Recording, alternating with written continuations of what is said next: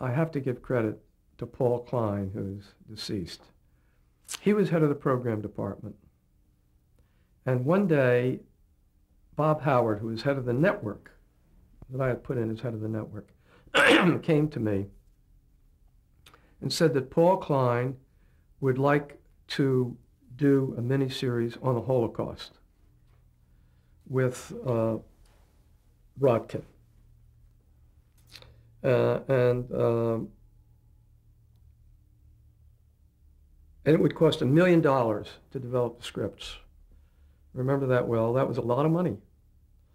And I said, Bob, are you sure you want to do it? It could very well produce controversy, but you're the head of the network. What do you want to do? And I called Paul, and Paul said he very much wanted to do it. And I said, okay, do it. Herbert Brodkin was the man who had a distinguished record in television. He had done The Defenders on CBS, and he had a real record of unsurpassed quality and integrity. And I figured if he would do it, it would do well. So we went ahead and financed the scripts. Brodkin has a house out on Fire Island where we have a house. And I remember one day there arrives at my door a stack of scripts this high. And I made one contribution to it from then on. I read the scripts, but I noticed the show was not called Holocaust. It was called The Family Weiss, which is the name of the family that goes through the Holocaust in the series. So I called Herb and I said, you don't want to call it The Family Weiss. You said we were buying, call it the Holocaust. And he said, we'll call it the Holocaust. That was the only interference that I had in the series. It went on the air, and it was a big hit here. And it was a big hit in Europe.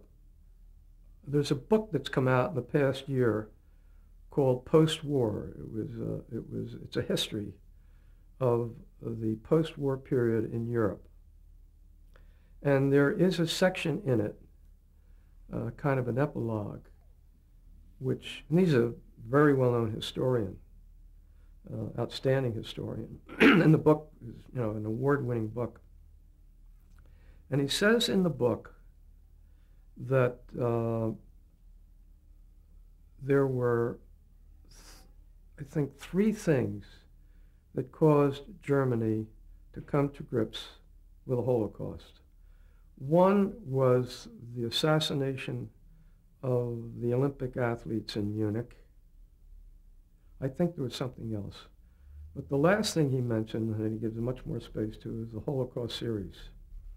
Because he said that when it played in Germany, more than 50% of the population watched it, and that it had an enormous impact, with articles being written and so forth and so on. That shows you what the power of television is. And it was repeated several times and did well, but it was a very highly rated series. Of course, since then, Spielberg did Schindler's List, and there have been a number of things done about it.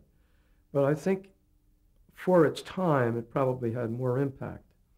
So I was always proud to be associated with it, but it would not have happened but for the persistence of Paul Klein and, of course, Herbert Brodkin.